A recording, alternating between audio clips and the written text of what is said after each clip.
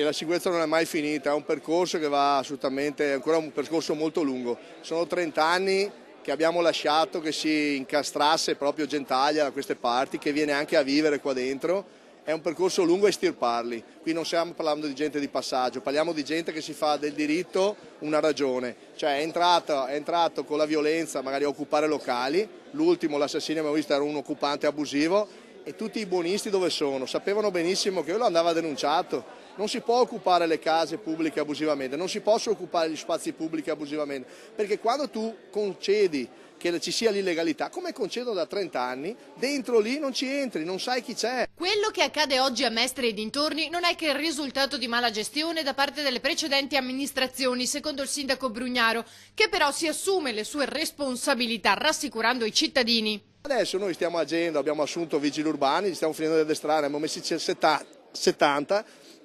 tutti giovani, stiamo assumendo altri 40, continuiamo a investire sulle forze di sicurezza, non mollerò mai sulla sicurezza, nessuno mi prenderà in contropiede perché credo che la sicurezza sarà proprio uno dei temi fondamentali.